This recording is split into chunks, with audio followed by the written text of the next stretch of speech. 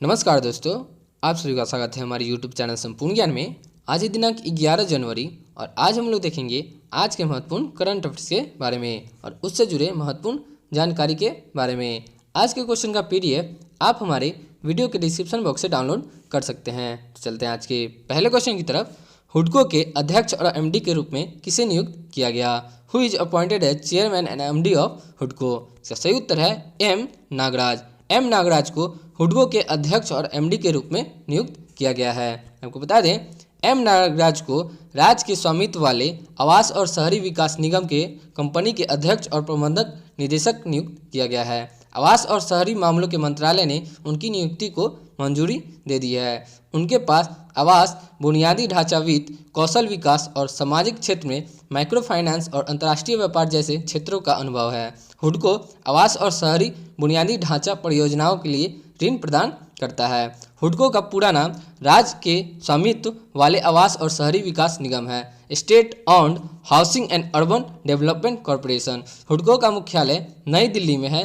हुडको की स्थापना 25 अप्रैल 1970 में हुई थी। आवास और शहरी मामलों के राज्य मंत्री हैं हरदीप सिंह पुरी। चलते हैं आज के अगले क्वेश्चन की तरफ। अगला क्वेश्चन है, डिजिटल भुगतान को बढ़ावा देने के लिए किस बैंक ने माई एप्स एप्लीकेशन का अनावरण किया? Which bank unveiled my apps application to boost digital payment? इसका सही उत्तर है C HDFC। HDFC ने डिजिटल भुगतान को बढ़ावा देने के लिए माई एप्स एप्लीकेशन का अनावरण किया है। आपको बता दें, सबसे पहले HDFC ने 9 जनवरी 2020 को माई एप्स एप्लीकेशन लॉन्च किया। इस ऐप का उद्देश्य भारत में डिजिटल भुगतान को बढ़ावा देना है। माई एप्स बैंकिंग उत्पादों का एक अनुकूलित सूट है। ऐप से शहरी स्थानीय निकायों, हाउसिंग सोसाइटियों, स्थानीय क्लबों और जिम खानों और धार्मिक संस्थानों को लाभ मिलेगा। यह संस्थानों को अपनी ब्रांडिंग और सामग्री को अनुकूलित करने की अनुमति देगा।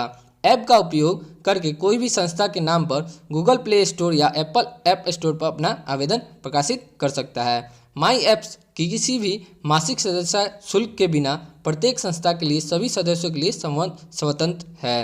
एप्लीकेशन को हिंदी और अंग्रेजी के साथ शुरू होने वाली 20 से अधिक भाषाओं में अनुकूलित किया जा सकता है। HDFC बैंक के इस कदम का उद्देश्य संगठनों को माई एप्स के माध्यम से अपने पारिस्थितिक तंत्र को पूरी तरह से डिजिटल बनाने में मदद करना है। HDFC का पूरा नाम आवास विकास वित्त निगम the housing development finance corporation है।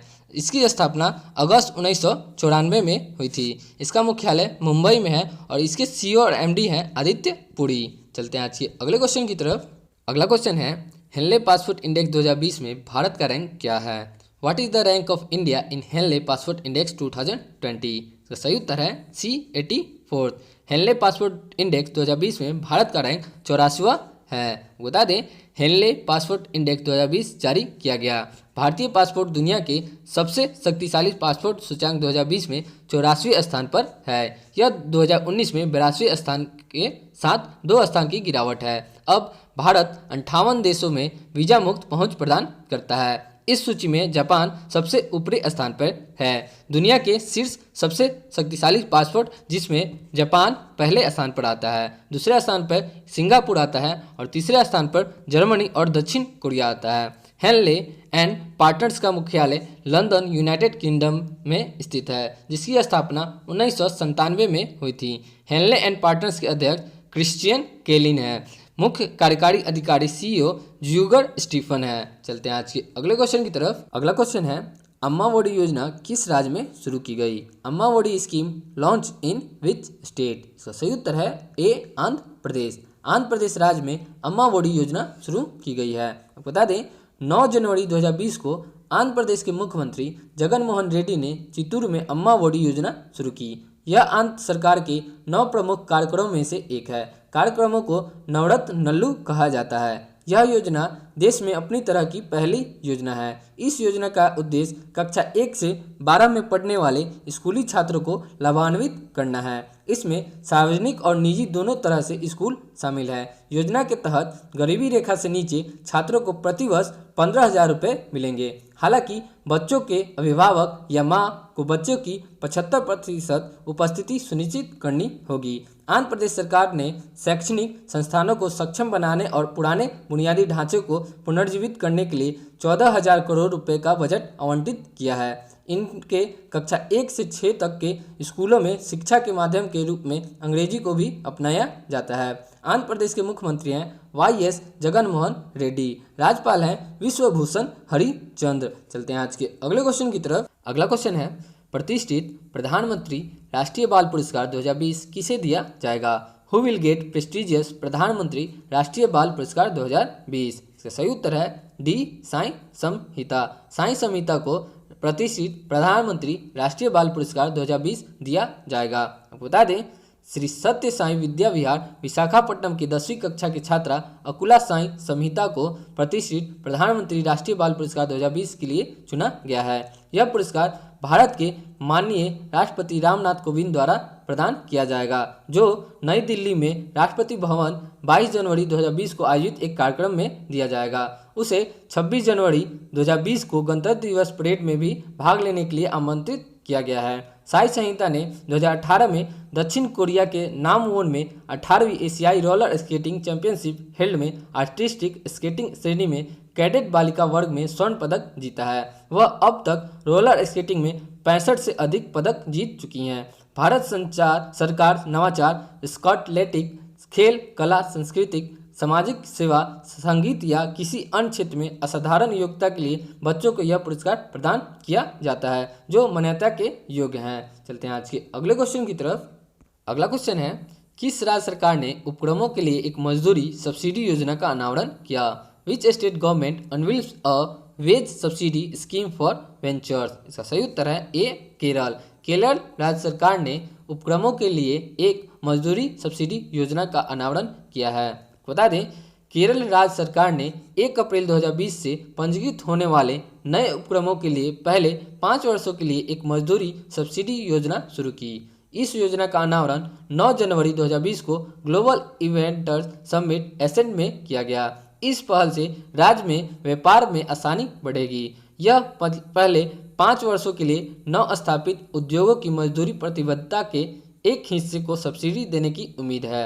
कर्मचारियों को राज्य बीमा और भविष्य निधि प्रदान करने वाली केवल इकाइयां योजना के तहत लाभ प्राप्त करेगी। महिला कर्मचारी को प्रस्तावित योजना के तहत उनके पुरुषों समकक्षों की तुलना में कम से कम 20,000 रुपये अधिक मिलेंगे।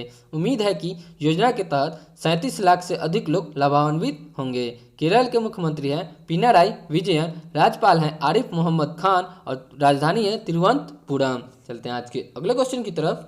अगला क्वेश्चन है, साई जीवन विज्ञान संगठन में जीव विज्ञान के वैश्विक प्रमुख और उपाध्यक्ष के रूप में किसे नियुक्त किया गया? Who is appointed as a vice president and global head of biology at Sai life sciences organisation? इसका सही उत्तर है doctor Mark Buttinger. Doctor Mark Buttinger को साई जीवन विज्ञान संगठन में जीवन विज्ञान के वैश्विक प्रमुख और उपाध्यक्ष के रूप में नियुक्त किया गया है। तो बता दें, भारत के सबसे तेजी से बढ़ते अनुबंध विकास और विनिर्माण संगठनों में से एक साई लाइफ साइंसेज ने 10 जनवरी को डॉक्टर मार्क बटिंगर को जीवन विज्ञान के उपाध्यक्ष और ग्लोबल हेड के रूप में नियुक्त करने की घोषणा की है। मार्क कैम्ब्रिज मैसाचुसेट्स संयुक्त राज्य अमेरिका में कंपनी की नई डिस्कवरी बायोलॉजी सुविधा से बाहर होंगे, जो क्षेत्र में स्टार्टअप और बायोटेक कंपनियों के विस्तार सारणी के लिए खोजात्मक जीव विज्ञान क्षमताओं को प्रदान करता है। Mark Buttinger oncology, drugs discovery, translation science के क्षेत्र में एक अग्रणी नेता है और इम्यून ऑन्कोलॉजी, एपिजेनेटिक्स और ट्यूमर सेल्स चयापचय के दौरान 25 से अधिक वर्षों का अनुभव है। साई लाइफ साइंसेज लिमिटेड 25 जनवरी 1999 को निगमित एक सार्वजनिक संगठन है। साई लाइफ साइंसेज लिमिटेड के निदेशक राज गोपाल श्रीराम तख्ता, राजा राजू कानुमुड़ी, कृष्णमराज कमुड़ी, नंदिता गुर्जर, पुनीत भाटिया, राजू पेनेस्मस्ता, मितेंग डांगा है, जिसका मुख्यालय हैदराबाद में है। चलते हैं आज के अगले क्वेश्चन की तरफ। अगला क्वेश्चन है, दलहन सम्मेलन 2020 किस राज्य में आयोजित किया जाएगा? The pulses conclave 2020 to be held in which state? सही उत्तर है महाराष्ट्र। महाराष्ट्र राज्य में दलहन सम्मेलन 2020 आयोजित किया जाएगा। बता दें, the pulse conclave 2020 Lonavala Maharashtra में 12 से 14 फरवरी 2020 से आयोजित होने वाला है। 9 जनवरी 2020 को भारत के दलहन व्यापार और उद्योग के लिए nodal body India pulse and grain association द्वारा घोषणा की गई। द्विवार्षिक वैश्विक दाल सम्मेलन TPC 2020 प्रधानमंत्री के दृष्टिकोण के अनुरूप है। वर्ष 2022 तक किसान की आय को दोगुना करना है। कॉन्क्लेव कार्यक्रम में वैश्विक और घरेलू दालों के उत्पादन संख्या, वैश्विक और घरेलू कीमतों, आपूर्ति और मांग परिदृश्यों के प्रसार सहित विभिन्न पहलुओं पर चर्चा की जाएगी। इसका उद्देश्य भारतीय दालों के व्यापार में मदद करने के लिए एक रोड मैप तैयार करना है, जो कि दालों की खुदरा बिक्री, संसाधित दालों, दलहन व्युत्पन्न और मूल्य परिवर्धन के माध्यम से भारत में $5 ट्रिलियन अर्थव्यवस्था बनाने में पीएम के दृष्टिकोण में योगदान में समक्ष है। भारत दलहन और अनाज संघ आईपीजीए भारत के दालों और अनाज उद्योग और व्यापार का सर्वोच्च निकाय है। इसका मुख्यालय मुंबई में है। दलहन उद्योग के विभिन्न क्षेत्रीय संघों सहित 270 से अधिक की सदस्यता के साथ कंपनी अधिनियम 2013 के तहत आईपीजीए पंजीकृत है। इसका उद्देश्य भारतीय दालों और अनाज उद्योग और व्यापारी को विश्व स्तर पर प्रतिस्पर्धी बनाना है, जो बदले में भारत की खाद्य और पोषण सुरक्षा में मदद करेगा। चलते हैं आज के अगले क्वेश्चन की तरफ। अगला क्वेश्चन है, किस हॉकी महिला टीम ने 7वीं राष्ट्रीय आइस हॉकी चैंपियनशिप महिला ट्रॉफी जीती? Which hockey women team won 7th national ice hockey championship women trophy? इसका सही उत्तर है ए, लद्दाख हॉकी महिला टीम ने 7वीं राष्ट्रीय आइस हॉकी चैंपियनशिप महिला ट्रॉफी जीती है। बता दें, लद्दाख महिला टीम ने 7वीं राष्ट्रीय आइस हॉकी चैंपियनशिप महिला ट्रॉफी जीती है। फाइनल मैच में लद्दाख ने दिल्ली के खिलाफ 2 गोल के लिए टूर्नामेंट जीता। इस टूर्नामेंट का आयोजन ice hockey association of India ने लद्दाख विंटर स्पोर्ट्स क्लब के साथ मिलकर किया था। टूर्नामेंट में चंडी, दिल्ली, महाराष्ट्र और लद्दाख का प्रतिनिधित्व करने वाली 4 महिला टीम ने भाग लिया। Ice hockey association of India के अध्यक्ष हैं KL कुमार। चलते हैं आज के अगले क्वेश्चन की तरफ। अगला क्वेश्चन है, दक्षिण एशियाई व्यापार और यात्रा विनिमय एक्सपो 2020 किस शहर में आयोजित किया गया? South Asian trade and travel exchange expo 2020 held in which city? सही उत्तर है डी, नई दिल्ली। नई दिल्ली में दक्षिण एशियाई व्यापार और यात्रा विनिमय एक्सपो 2020 का आयोजन किया गया है। बता दें, south Asian trade and travel expo 2020 का 27वां संस्करण नई दिल्ली में आयोजित किया गया।